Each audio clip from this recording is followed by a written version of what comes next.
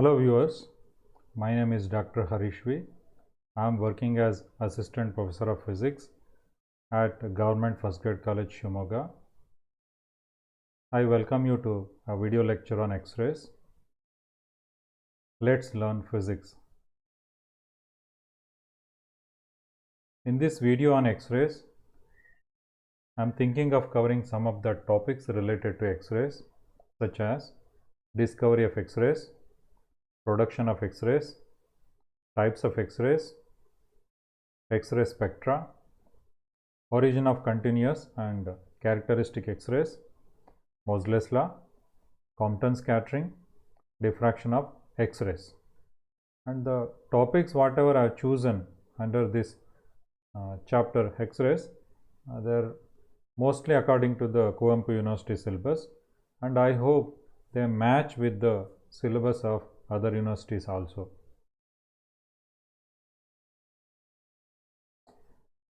The complete chapter I have divided them into two videos. The first video will cover up a part of the concepts, and the remaining concepts are covered in the second video. Let us see what are these X-rays. X-rays are basically electromagnetic waves, and we know the electromagnetic spectrum. Electromagnetic spectrum consists of different energy ranges of radiation. If we start from the left, gamma rays, the highest energetically, most energetic radiations come on the left side, and then comes the X-rays, and then ultraviolet, visible, infrared, microwave, and radio waves. Energy increases when we move from right side to the left side, and hence the frequency increases from right side to left side, whereas the wavelength increases from left side to right side. It means shorter wavelength is on the left extreme, highest or longer wavelength in the right extreme. And our interest is in X-rays. So let us see what are the features of these X-rays. They have wavelength from 0.01 angstrom to 10 angstrom, and their frequency range from 3 into 10 to the power of 16 Hertz to 3 into 10 to the power of 19 Hertz. And in terms of energy, it ranges from 100 electron volt to 100 kilo electron volt. And these values are only approximate.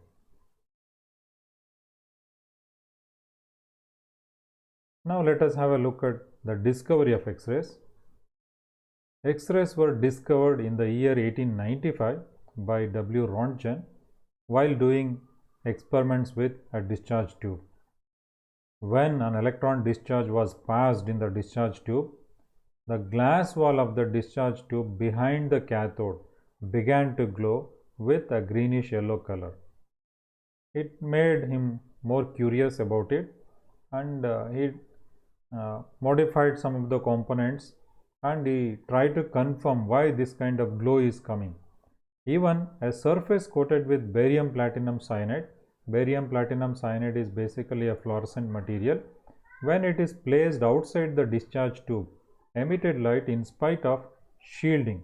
It means between the fluorescent material and the discharge tube, if we keep some shielding material, so still the radiations emitted by the discharge tube, they can penetrate through the shielding material, and they can reach the fluorescent material, and thereby a glow was observed in the fluorescent material. Hence he concluded that highly penetrating radiation of unknown nature are produced when a beam of fast moving electrons strikes a solid target such as tungsten. Since he doesn't know what kind of radiations are these, he simply named these radiations as X-rays.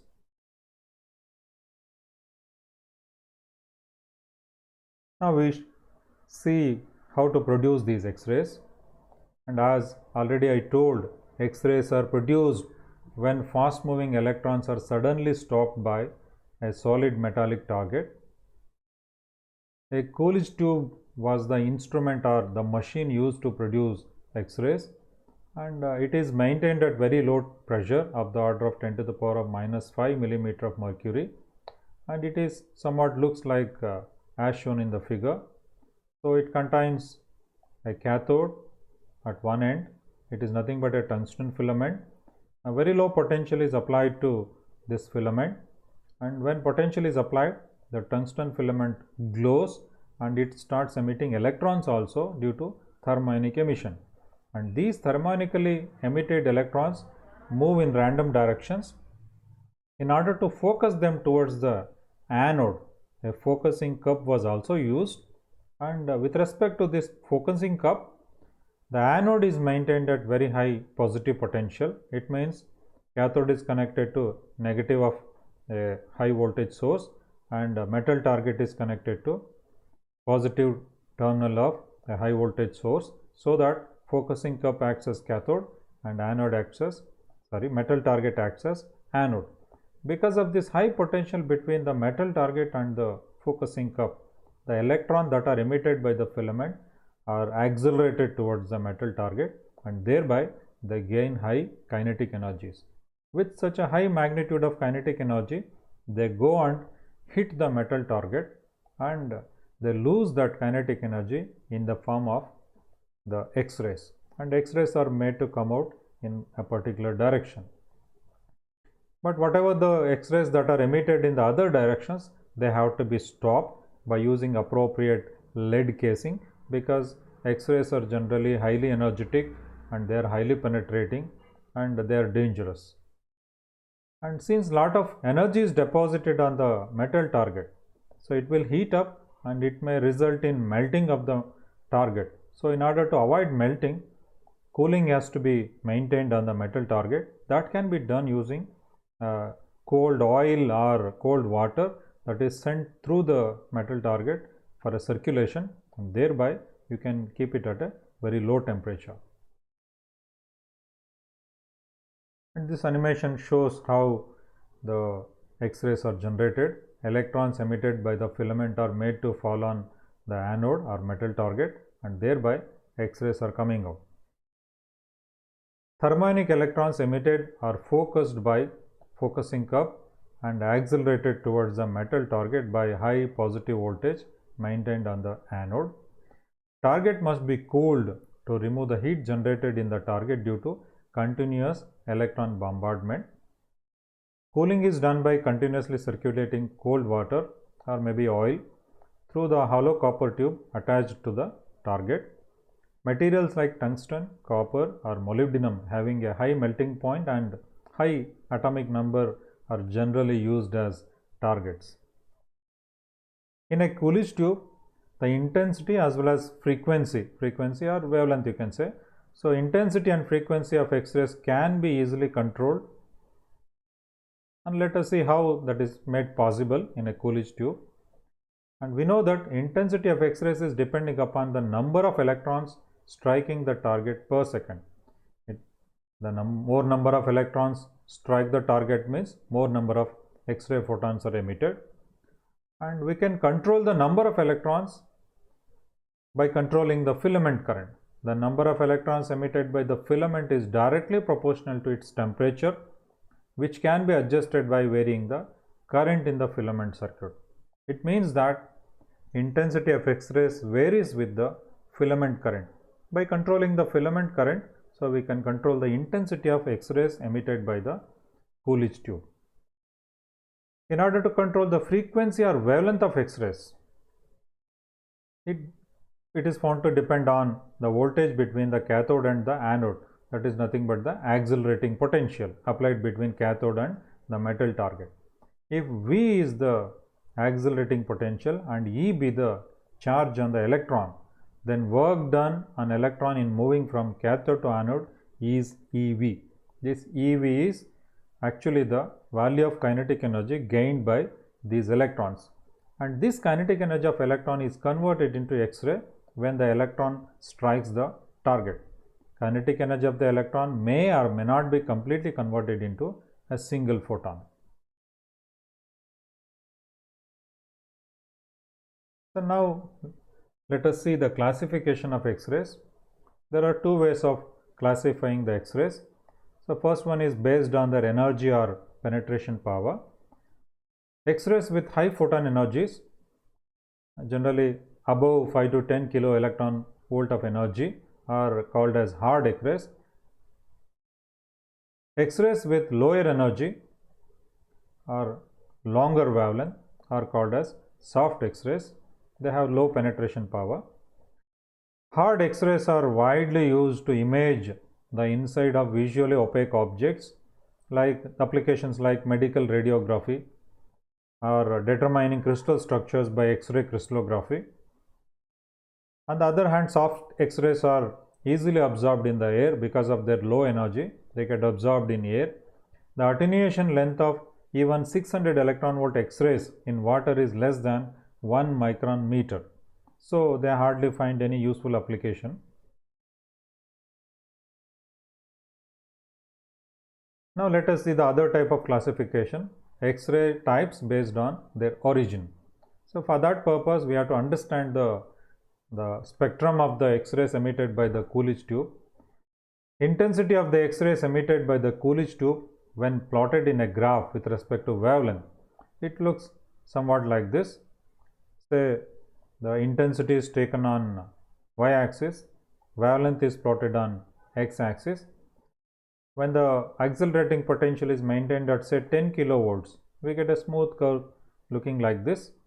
If we increase the accelerating potential to say 20 kilovolts, we get a slightly bigger curve. Still you may get a smooth curve like this, but you will see that area under the curve has increased. It means intensity of X-rays emitting has increased, and the shortest wavelength, lambda minimum, it has shifted towards still shorter side. Further, if we increase the accelerating potential to 25 kilovolts, you will see a smooth curve.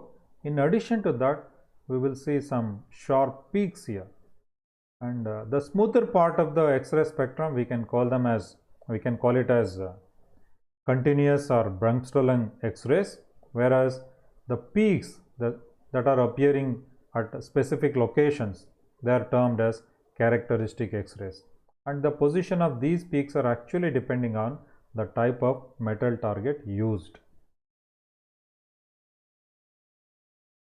So now let us see the origin of continuous or Bremsstrahlung X-rays.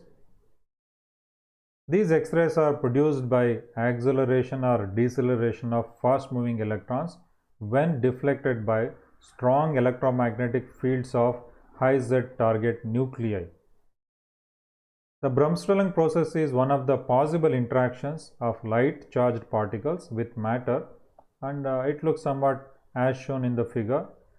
So electrons that are coming from the cathode after gaining higher kinetic energy, when they enter into the metal target, actually they are entering inside the atoms of the metal target. When they are passing through the atoms, they will interact with the positive electric field of the nucleus of the atoms of the metal target, and depending on the position of the incoming electron and the nucleus of the target atom, the electron may get accelerated or decelerated.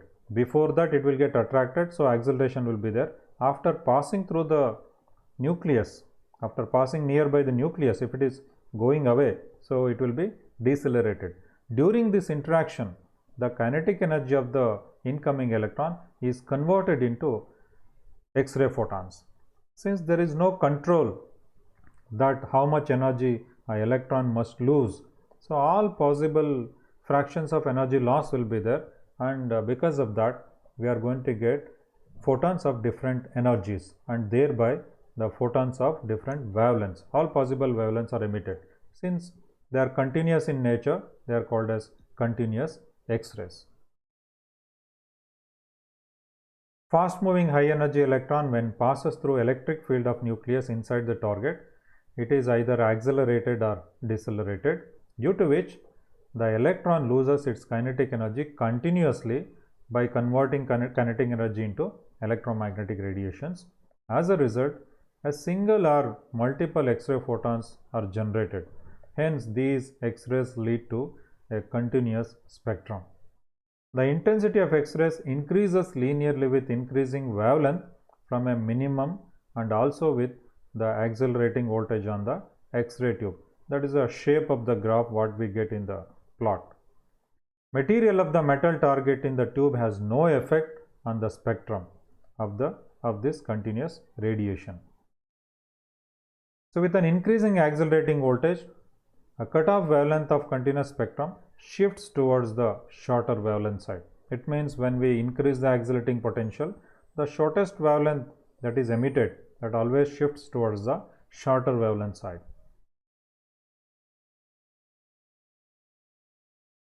See, the production of these continuous X-rays looks somewhat opposite to photoelectric effect. That's why we can term it as inverse photoelectric effect. From that, we can also obtain an expression called Dune and Hunt's empirical law. Production of X-rays looks like an opposite process of photoelectric effect. Photoelectric effect, we already know that whenever a suitable radiation falls on metal, it emits electrons.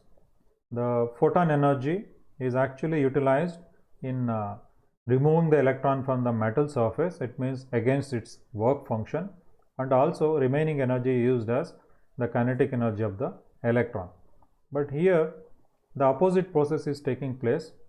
Electron is coming and hitting the metal, and thereby it is losing its kinetic energy as photons, X-ray photons. It is almost opposite to that, but only the difference is in photoelectric effect, the work function plays a role, but here since no electron is emitted, so work function has no role. So that's why we are going to neglect it.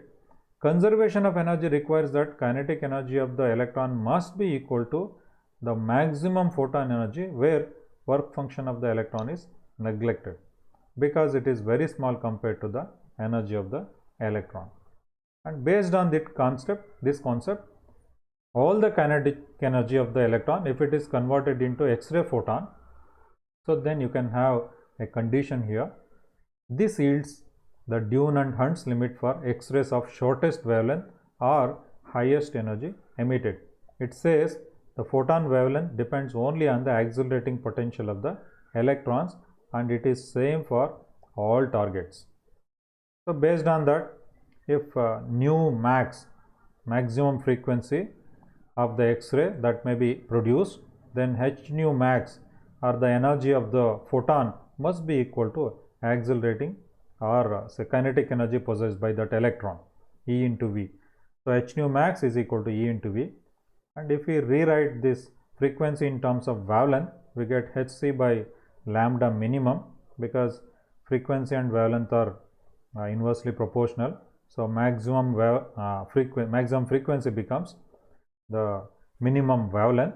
So hc by lambda minimum is equal to E into V, or on rewriting this equation, we get an expression for the shortest wavelength, lambda minimum is equal to hc by EV. In this equation, we see that h, c and E, they are all constants. H is Planck's constant, c is velocity of light, E is the electron charge. All these are constant except this V, where V is the accelerating potential between the cathode and anode in the Coolidge tube. So by varying the V value, so we can have we can change the lambda minimum, since they are inversely proportional to each other. So if we increase the potential, accelerating potential, so lambda becomes shorter and shorter.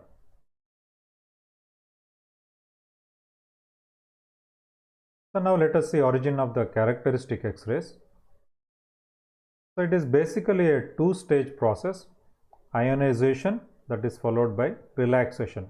First ionization takes place, and thereby a relaxation takes place. So we can see in the diagram, the first process that we observed in production of continuous X-rays is somewhat like the electron simply passes through this atom and thereby losing its kinetic energy into photons. But in this process, it is a different type. If the incident electron directly comes in contact with one of the innermost electron, if it is interacting with the tightly bound innermost electron, so it will transfer a part of its energy to this electron. Since that energy is slightly or higher than the binding energy of that electron in this orbit. So, that electron will be thrown out of its orbit and there will be a vacancy created here. And whenever the vacancy created, we say the atom has ionized. That is nothing but the first step of the process, that's called ionization. But this vacancy will leave the atom in unstable state. So, atom never likes to be in the unstable state, it will try to regain its stability. So, in order to gain its stability, it will call for the next higher level electrons to fill up that vacancy. So, that is a probable process. The electron from the next shell may be L shell, electron from the L shell may fill up that vacancy, or next electron may be from the M shell also, it may also fill up that vacancy. So, it is a probable process, any electron may come and fill up that. So, during the transition, electrons are undergoing downward transition to fill up that vacancy.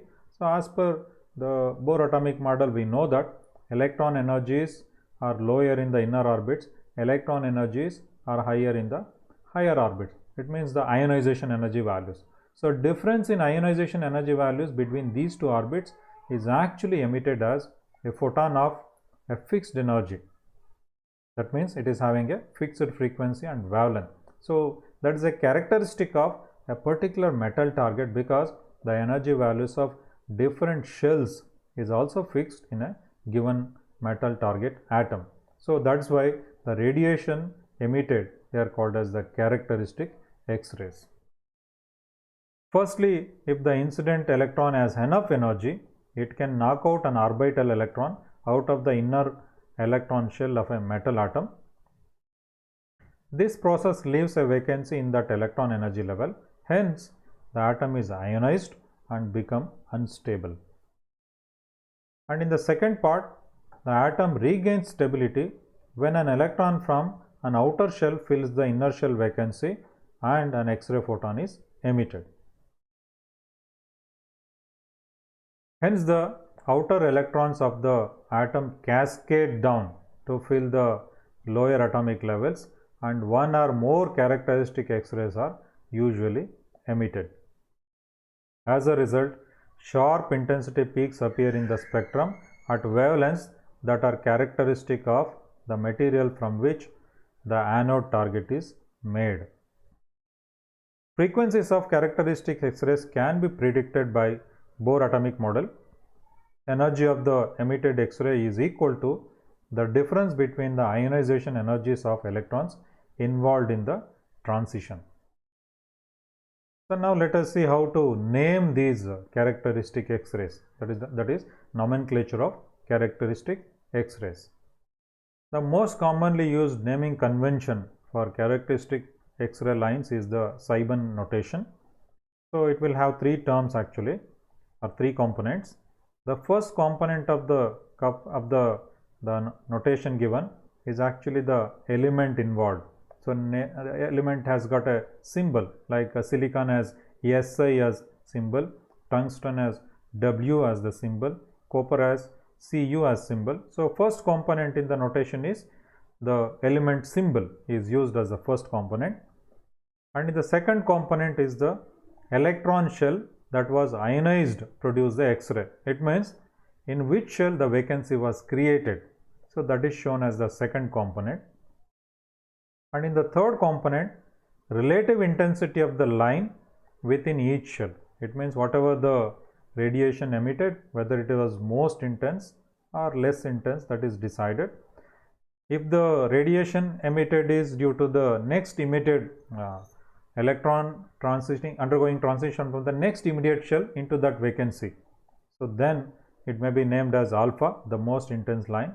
If it is followed by other higher orders, then it will be less intense, it may be named as beta and gamma. The lines within each shell make up a family or series of lines for that shell. Example, if a vacancy is created in K shell, if it is filled, that vacancy is filled up by the L shell electron, then the radiation emitted is called K alpha line.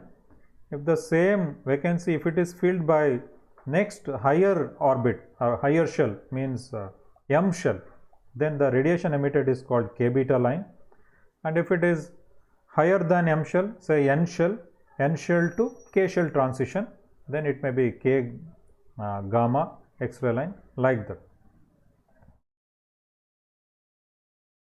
So this is a table, so giving a glimpse of different types of radiations emitted. So just by seeing the notation, X-ray lines or characteristic X-ray lines are identified by their notations.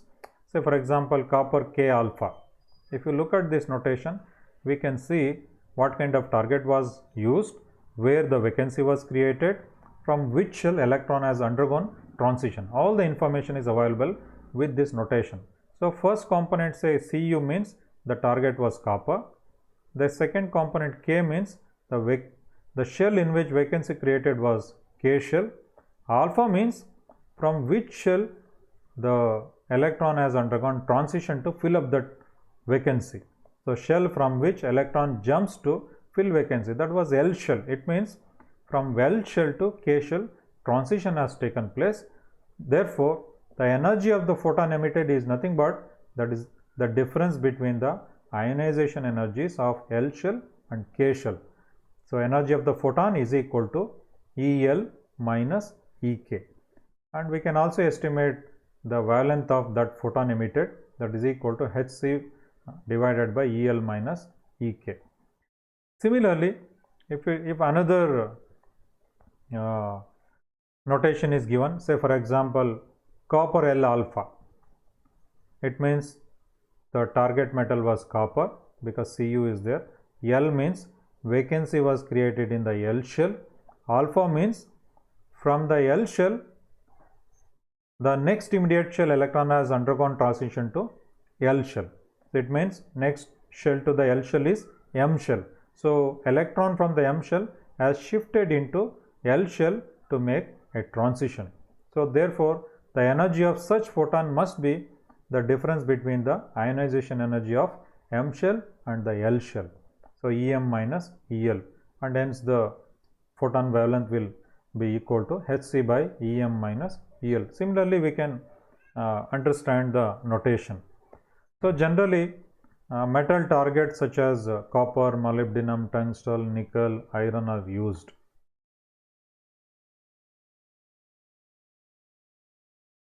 So I will stop here for the first part of the video, and I will continue in the second part. Thank you.